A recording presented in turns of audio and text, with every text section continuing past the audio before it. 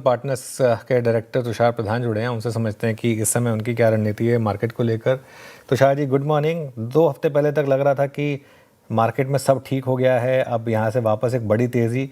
ये जो जिस तरीके से ईरान यूएस वाला मामला वापस आया है कच्चा तेल 90 पर, क्या एक सरप्राइज और शॉक फैक्टर रहा मार्केट के लिए, और क्या वापस एक बड़ी गिरावट का रिस्क रहेगा? देखिए, 2 चीज़ें अभी हमें याद रखनी चाहिए कि जब ये सिचुएशन पहले हमारे सामने आई थी, फरवरी के एंड में, मार्च में, ये बहुत अनप्रेसिडेंटेड, मतलब पहले कभी ईरान और यूरोप में डायरेक्ट हॉस्टिलिटीज़ कभी की नहीं थी। इनडायरेक्टली काफ़ी उनकी हॉस्टिलिटीज़ चलती थी, मगर कई कारणों के लिए ये ओपन हॉस्टिलिटी कभी हुई नहीं। क्यों? क्योंकि हम अभी पहचान गए हैं कि ईरान बड़ी स्ट्रेटेजिक सिचुएशन में हमारे ग्लोबल मैप पे पड़ता है। काफ़ी सारी ऑयल डिलीवरीज हॉर्मुज़ स्ट्रेट से जाती है, तो वो बहुत ही एक स्ट्रेटेजिक लोकेशन होने के कारण ये ओपन हॉस्टिलिटीज कभी हुई नहीं थी। और जब हुई तो मार्केट ने समझ लिया कि अभी बहुत तकलीफ या इन्फ्लेशन का अनुभव सारे पूरे वर्ल्ड में होने वाला है।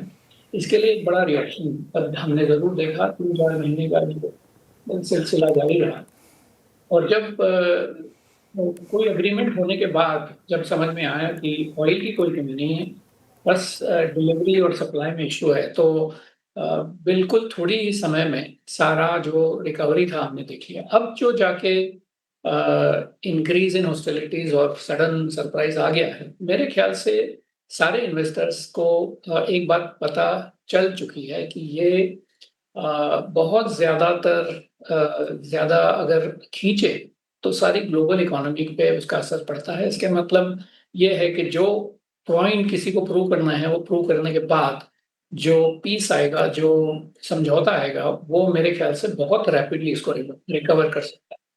बीच में वॉलेटिलिटी हो सकती है, अनसर्टेनिटी कायम रह सकती है, मगर इन्वेस्टर्स को अपनी इन्वेस्टमेंट होराइजन पे ज़्यादातर नज़र रखनी है। और वॉलेटिलिटी में जो भी जैसे अभी दाम तेल के $90 के ऊपर हो गए, उसका डायरेक्ट एप्लीकेशन करके अब कितना लॉस होने वाला है ये कैलकुलेट ना करें, क्योंकि ये सब एवरेजेस पे चलता है और पूरे साल में जो एवरेज प्राइस आएगी उसी के ऊपर कंपनियों का मुनाफा वगैरह कायम हो सकता है। तो मेरे ख्याल से हाँ, सारे इन्वेस्टर्स को सतर्क रहना चाहिए कि ये सिचुएशन हाथ से ना बढ़े आगे। मगर ऐसा भी नहीं है कि पूरी इक्विटी एलोकेशन या इक्विटी मार्केट के को लेके हमें बहुत डरना चाहिए इस समय। दूसरा जो फैक्टर था मार्केट के लिए आज थोड़ा नेगेटिव रहा, वो था बड़े बैंकों के नंबर्स। क्या आप सरप्राइज हैं जिस तरीके से एचडीएफसी बैंक, कोटक और एक्सिस में इतना बड़ा रिएक्शन आ रहा है नेगेटिव साइड पर? इवन आईसीआईसीआई बैंक भी अच्छे नंबर पर बहुत ज़्यादा नहीं चला। और लार्ज कैप प्राइवेट बैंक्स पर अब आपका क्या व्यू होगा? मेरे ख्याल से थोड़ी सी मेरे ख्याल से थोड़ी सी क्या कहते हैं जिसको लीनियंसी हमें इन बैंकों की तरफ देखनी चाहिए। एक तो देखिए कि these private banks have grown very fast over the last 10 years, और हमें उनकी ग्रोथ रेट्स की आदत पड़ चुकी है कि इनकी बुक सर्टेन परसेंटेज से बढ़ती है, हर क्वार्टर उनकी प्रॉफिट्स बढ़ती है। मगर देखिए, जो अभी एचडीएफसी बैंक को लेके अगर आप देखें, it is now the second largest bank in this country. और जब हम देखेंगे कि अगर वो बुक की साइज में बढ़ोतरी अगर हमें देखना है, तो हमें थोड़ी सी leniency in terms of the rate of growth जरूर देखनी चाहिए। दूसरी बात यह है कि सारी banks already discount a lot of growth in that. मतलब आप प्राइस टू बुक मल्टीपल्स देखेंगे तो private banks, especially the bigger private banks, trade at a significantly higher price to book ratio. अगर आप पब्लिक सेक्टर बैंक्स उन्हीं के size की अगर देखें तो उसमें काफी गैप है, काफी अंतर है। तो मेरे ख्याल से धीरे धीरे हम जिसको रिवर्जन टू मीन कहते हैं, ये सारी banks will now trade on their fundamentals and not the kind of growth expectations they were trading at. So मेरे ख्याल से ऐसा कुछ नेगेटिव मैंने बैंकों के रिजल्ट्स में बिल्कुल नहीं देखा। मेरे ख्याल से शायद एक्सपेक्टेशंस और डिलीवरी में थोड़ा अंतर है और मार्केट उसी को लेकर रिएक्ट हो रहा है। मगर मेरे मेरे ख्याल से ऐसी कोई डरने की बात नहीं। Overall credit growth is strong. You can see margins also grow to a certain extent. So I don't think there is something to take away from ये प्राइस की जो सडन ड्रॉप आई है आज। मेरे ख्याल से मार्केट की रिएक्शन है। मुझे कोई फंडामेंटल रीजन नहीं लगता उसमें। तुषार जी नमस्कार, वीरेंद्र बोल रहा हूँ। सर, आईटी के नंबर्स आपको कैसे लगे? और दूसरी बात होती है प्लेसमेंट। जून 2025 से लेकर जून 2026 तक पूरी एआई चिप स्टॉक्स की रैली चली। वेदर इट्स नैस्डैक, ताइवान का इंडेक्स, कॉस्पी, निक्केई, सब ने एडवांटेज लिया। बस फर्स्ट टाइम जुलाई सबसे बड़ा सीरियस प्रॉफिट टेकिंग बना इन चारों इंडस्ट्रीज में। ये क्रॉस कॉम्बिनेशन आपको कैसा लग रहा है? तो हमारे आईटी की प्लेसमेंट, देन नंबर्स और देन ये चिप स्टॉक्स का कोलैप्स होना, ये क्रॉस कॉम्बिनेशन आपको आईटी पर क्या व्यू बनाने को कह रहा है इस वक्त? देखिए, डोमेस्टिक आईटी और चिप मैन्युफैक्चरर्स और ग्लोबल टेक्नोलॉजीज इसको हम कहते हैं, वो दो काफ़ी अलग-अलग चीज़ें हैं। हम यूजुअली उनको एक साथ कहते हैं कि वो सारे एक ही मोमेंटम से चलेंगे।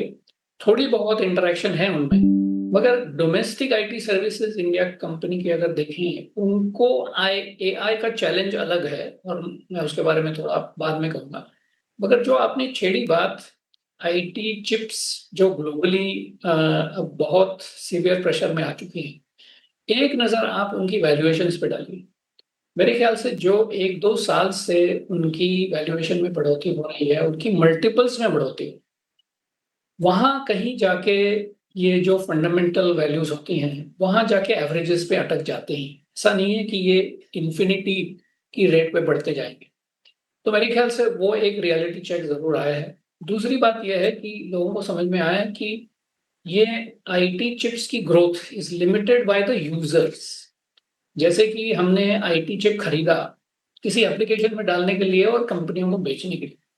अब धीरे-धीरे हमने देखा कि वो जो कंपनियाँ जो आईटी चिप्स में इन्वेस्ट कर रही हैं, जो खरीद रही हैं, उनको थोड़ी फंडिंग में तकलीफ आ रही है। उन्होंने ऑलरेडी काफ़ी बोरोइंग्स की प्रोग्राम उन्होंने शुरू की है, मगर अब ज़्यादातर उनकी बोरोइंग्स को सब्सक्रिप्शन कम आ रही है, अगर पिछले महीने को देखें। तो मेरे ख्याल से मार्केट को एक सिग्नल लग गया है कि शायद ये फाइनेंसिंग जिससे कि ये एआई चिप्स खरीद रहे थे, फाइनेंसिंग में अगर प्रॉब्लम हो तो एआई चिप्स की सेल भी उतनी ज़्यादा रेट ऑफ ग्रोथ जो हमने पहले देखी थी शायद ना आए। तो मेरे ख्याल से ये काफ़ी रियलिस्टिक करेक्शन है उनमें टू काइंड ऑफ एसेस कि अब जाके चिप मैन्युफैक्चरिंग कंपनीज़ कितनी रेट से हमारी उनकी जो चिप्स है वो बेच पाएँगी। और ऐसा नहीं है कि एआई चिप्स खरीदना कोई बंद करेगा। एआई चिप्स में टेक्नोलॉजी एडवांसमेंट आएँगी। उसमें प्राइस को भी घटने का सवाल होगा क्योंकि जैसे ही टेक्नोलॉजी प्रोडक्टिविटी बढ़ती है, पर पॉप प्राइस कम ही होती है, तो वहाँ भी थोड़ा डिफ्लेशन हमको देखना पड़ेगा। तो इस हिसाब से मेरे ख्याल से एक अच्छा और रियलिस्टिक करेक्शन आ चुका है। क्या is this signals, a crash in AI chip stocks? I don't think so. I think it will come to more reasonable valuation. अब आप पूछेंगे reasonable valuation क्या है? उसका उत्तर हमें मेरे पास नहीं। ओके, ठीक है। ये बात हुई हमारी, अगर आप देखें इस क्रॉस कॉम्बिनेशन पे, IT versus chip rally collapse. एक और बास्केट पे आता हूँ सर, अब जहाँ पे बात करना बनता है। अभी आपके आने से पहले हम कुछ बैटरी स्टॉक्स को डिस्कस कर रहे थे। शानदार मूव पिछले 3 महीने में, बहुत स्ट्रॉन्ग बाइंग इमर्ज हुई है। इवन अगर आप ऑटो में जाएं, जिन कंपनियों का ईवी पोर्टफोलियो बहुत स्ट्रॉन्ग है, उन्होंने जून में अच्छी सेल्स फिगर जनरेट करी। आपका इस मुद्दे पर कहना क्या है? और क्या ऑटो में ही उन कंपनियों की तरफ थोड़ा सा, अगर आप देखें, अपनी प्लेसमेंट को बढ़ाना जिनका स्ट्रॉन्ग ईवी पोर्टफोलियो है? और दूसरा, बैटरी स्टॉक्स पर आपका व्यू इस वक्त? देखिए, ईवी का जो दौर चलेगा अब से, मेरे ख्याल से इंडिया जैसी कंट्री में काफ़ी स्कोप है। जैसे हमने चाइना में देखा कि सारी टू व्हीलर कंपनियां वहाँ पर पूरी तरह से ईवी मैन्युफैक्चर पे ही आ चुकी हैं। अब तक हमने देखा इंडिया में थोड़ा एब्सॉर्प्शन उस कंट्री के कंपैरिजन में कम है क्योंकि हमारी चार्जिंग इंफ्रास्ट्रक्चर जो है वो थोड़ी सी चैलेंज्ड है। अभी तक उस स्तर पर हम चार्जिंग इंफ्रास्ट्रक्चर नहीं कह सकते कि भारत में है। तो फिलहाल डोमेस्टिक चार्जिंग और जो नज़दीकी चार्जर्स हैं, उसी के ऊपर आपका डिमांड चलेगा। क्योंकि ऑल्टरनेटिव जैसे सीएनजी हुआ या पेट्रोल हुआ, डीजल हुआ, वहाँ पर आपको ज़्यादातर यूटिलिटी में कोई तकलीफ नहीं आती, क्योंकि आप कहीं भी जा सकते हैं, कभी भी रिफ्यूल कर सकते हैं। मगर ईवी में ये समस्या ज़रूर है कि वाइड स्प्रेड एक्सेप्टेंस के लिए हमें ईवी चार्जिंग इंफ्रास्ट्रक्चर पे ज़्यादा ध्यान देना पड़ेगा। अगर हमारी चार्जिंग इंफ्रास्ट्रक्चर उस रेट से बढ़ती गई तो मेरे ख्याल से ये बहुत ही सनराइज सेक्टर है। मगर इसकी लिमिटेशन मैंने जैसे आपको बताई, उसकी तरफ आपको ज़रूर ध्यान देना पड़ेगा। फिलहाल के लिए जो बैटरी कंपनीज में हमने तेज़ी देखी, it was a catch up. People were not believing कि ईवी सेल्स इतनी ज़्यादातर हो जाएंगी जिससे कि डिमांड बैटरीज की तरफ इतना बढ़ जाएगा।